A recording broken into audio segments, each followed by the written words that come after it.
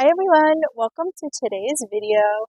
It's fall and it's a great time to put your garden to bed, but today's video is on 3 shrubs not to prune in the fall.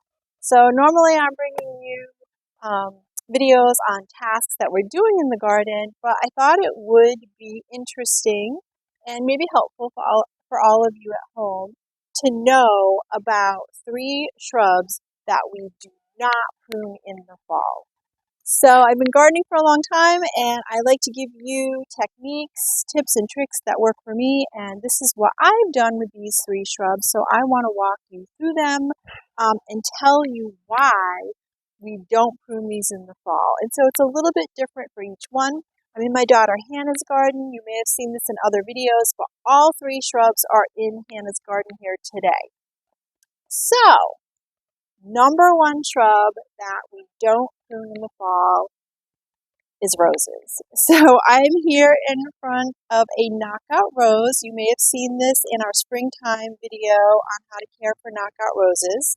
This one is called Sunny Knockout. It's a yellow rose, but this tip applies to all of your roses. So your shrub roses, your climbing roses, your ground cover roses. So we treat them all the same in the fall and we don't prune them. So there's 2 reasons why we don't prune our roses in the fall. And number 1 is roses flower and bloom on new growth. So if you're pruning them in the fall, you're actually encouraging them to put on new growth. So we're in a cold climate, and unfortunately, if we prune them now, they're going to start putting on some tender new growth and trying to throw out buds, and then the cold's going to hit and it's going to damage the new growth and then damage the rose as well. So we don't want that. We want the roses to wind down and get ready to rest in the winter. So number 2 is that roses can be a little tricky. I'm in zone 6A here in Connecticut, but if you live in cold weather climates for winter like I do, then you really risk damaging them and leaving them susceptible to the winter weather. So it gets pretty cold here, so we're talking about cold, ice, freezing temperatures, snow. We don't want the open cuts damaged and affected by all of that cold weather nasty stuff. So 2 main reasons.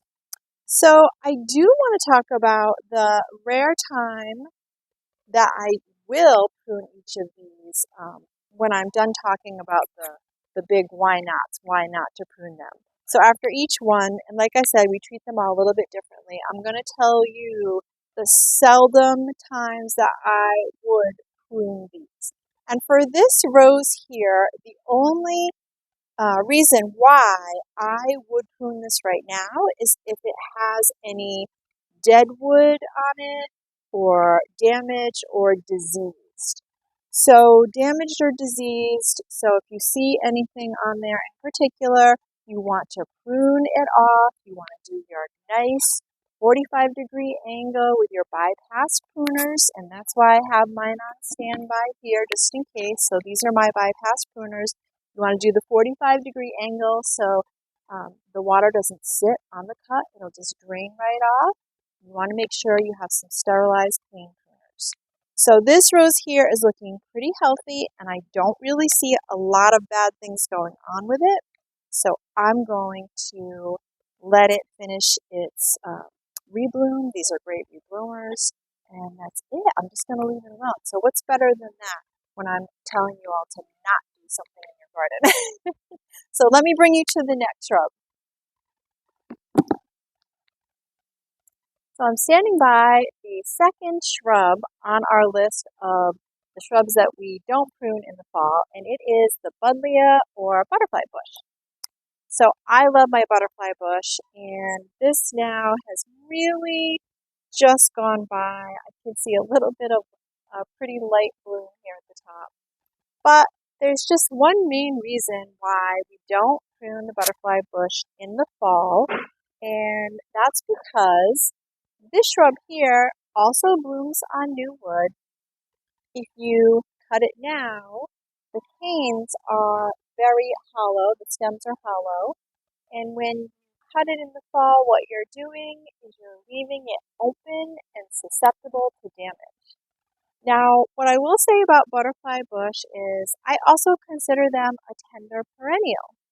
I have a lot of clients that get very nervous in the spring because some of them don't make it through the winters here in New England.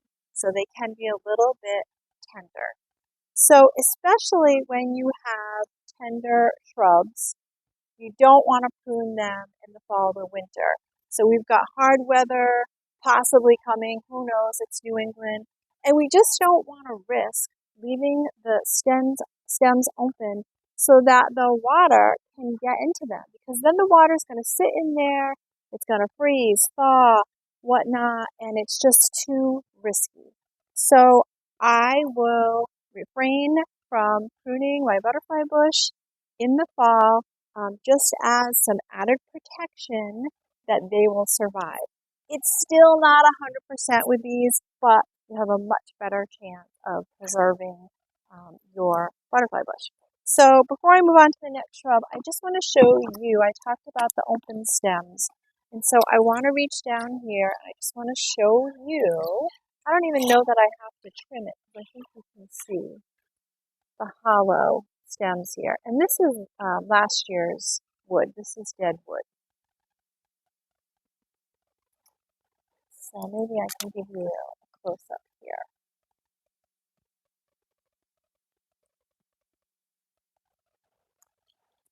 Okay, so when we talked about the rose at the end, I gave you my little spiel on when I will prune it. So it's very seldom that I will prune this in the fall, and the only reason would be is if it's gotten so big and the shrub is starting to splay and flop, then I will take a little bit off of it. Not a radical pruning. It's not time to radically prune it.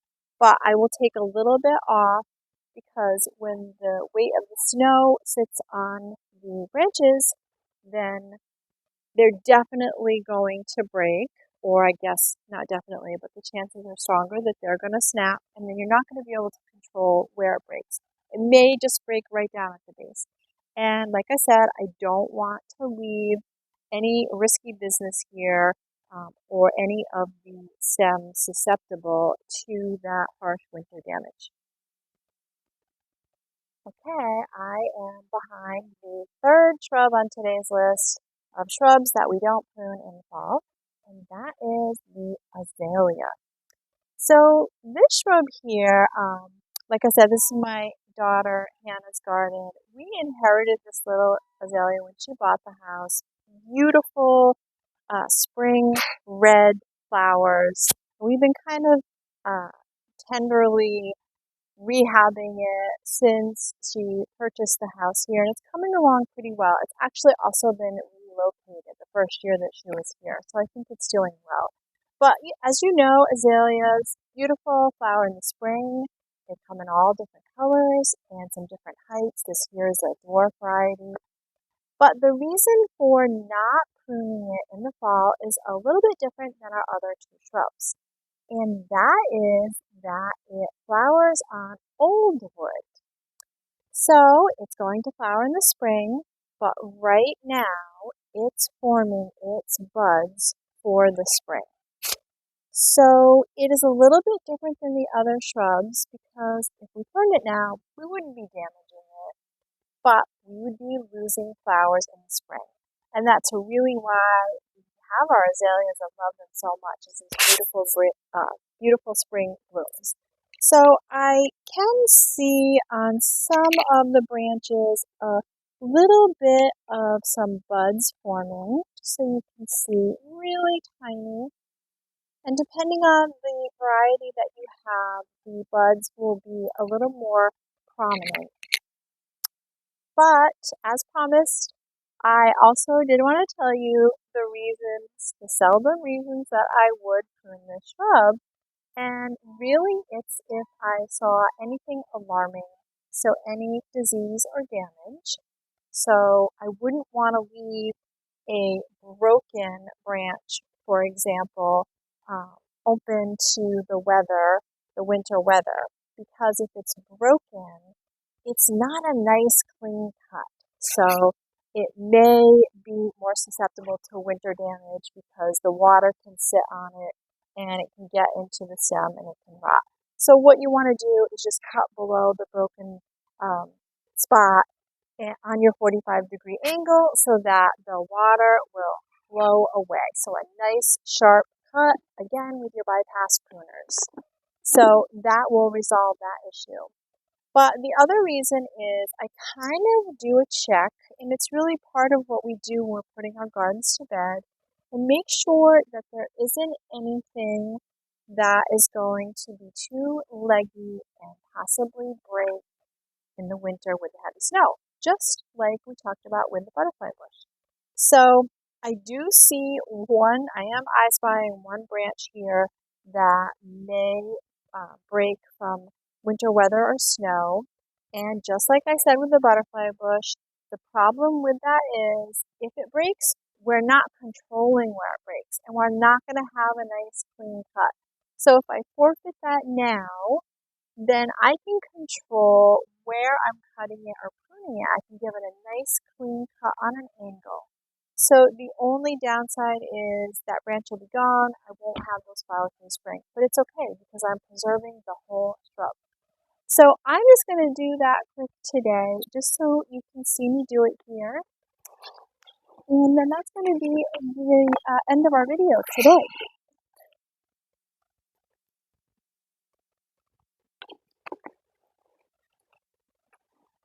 Okay, so just to show you how I would go about this. So actually, I see two in question. And you can see how they could break. There's not a lot of growth here. They're kind of leggy. So I'm actually going to forfeit it to about here. I'm looking for some healthy new growth, maybe here. And I'm going to do it on an angle. And I want a nice clean cut. So this one here looks a little more resilient. So I'm going to leave that one. And then this one here.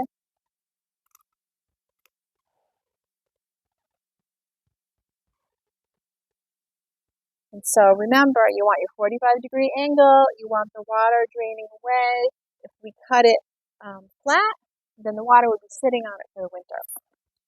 So I think it kind of shaped it a little bit too, and I'm doing a little bit of preventative care here. So that's it for today. It's time to put the gardens to bed. It's a little bittersweet. The gardens all need to rest for the winter, and so don't we. So thank you for joining me. I hope I've given you some good tips today. If you like the video, please tap like. And thank you all so much for joining. If you like the video, then come on and subscribe to our channel. We have so many more gardening videos coming your way.